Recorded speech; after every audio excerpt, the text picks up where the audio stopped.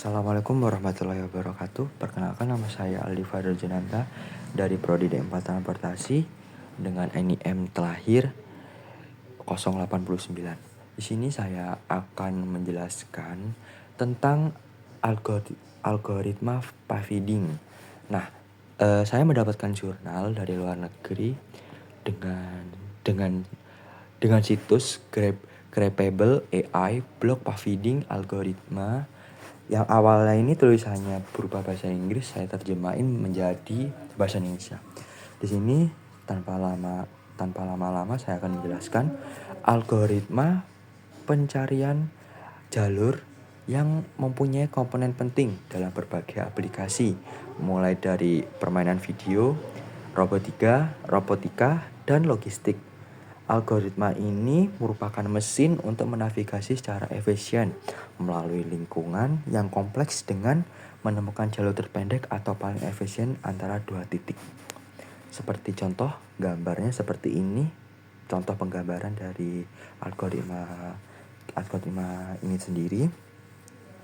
Terus tujuan dari algoritma ini yaitu sama seperti yang dijelaskan yang di atas, untuk menjelajahi grafik guna menemukan jalur optimal dari titik awal ke titik tujuan sambil mempertimbangkan hambatan, penghalang, dan kendala lainnya.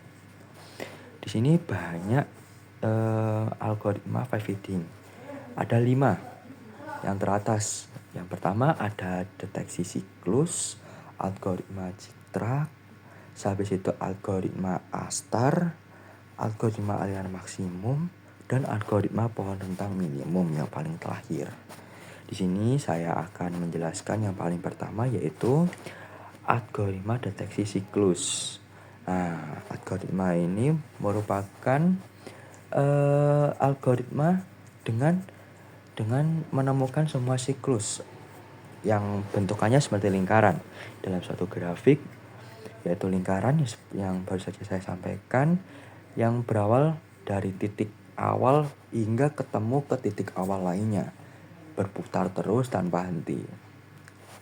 Nah, secara keseluruhan algoritma ini merupakan deteksi siklus yang digunakan untuk mencegah loop tak terbatas dan memastikan bahwa program atau grafik beroperasi seperti yang diharapkan. Seperti inilah bentuk loopnya dari algoritma ini tersendiri, berbentuk lingkaran dan saling berputar dan dari satu titik ke titik lain. Habis itu yang kedua ada algoritma Dijkstra, yaitu algoritma yang menemukan lintasan terpendek atau dua titik pada grafik dengan mengevaluasi setiap simpul pada grafik dan menghitung jarak dari simpul awal ke setiap simpul pada grafik. Nah, algoritma Dijkstra ini digunakan secara luas dalam sistem navigasi, logistik, dan perencanaan transportasi dengan mengevaluasi setiap simpul secara efisien dan melacak jalur yang diambil dengan tujuan membantu menemukan rute optimal antara dua titik dalam grafik. Seperti ini bentuknya, saling ada jalur antara algoritma ini tersendiri. Terus yang ketiga ada algoritma Astar. Nah, algoritma ini merupakan algoritma yang memiliki lintasan dan grafik yang menggunakan heuristik untuk memperkirakan lintasan yang paling efisien. Algoritma Astar ini merupakan alat yang ampuh untuk menemukan jalur terpendek antara dua titik dalam grafik dengan menjelajahi grafik tersebut. Nah, algoritma ini menggunakan fungsi heuristik dan memandu pencarian menuju tujuan.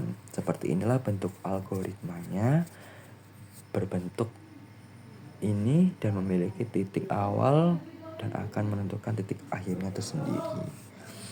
Nah, yang terakhir ada algoritma aliran maksimum, merupakan algoritma yang digunakan untuk menemukan jumlah maksimum atau aliran yang dapat melewati jaringan grafik simpul atau simpul yang terhubung. Nah, bentuk algoritmanya seperti ini, saling terhubung antara A ke B, B ke C, C ke E ke F, dan F ke G, dan kembali lagi seperti G ke E, F ke C, C ke B, dan B ke A. Seperti itulah siklusnya. Nah, yang terakhir ada algoritma pohon rentang minimum. Algoritma minimum spanning tree digunakan dalam jaringan tertimbang untuk menemukan cara terpendek dalam paling efisien untuk mengumpulkan semua simpul dalam sebuah grafik yang menemukan kumpulan sisi minimum yang menghubungkan semua simpul tanpa menciptakan putaran atau siklus apapun. Seperti ini bentuknya.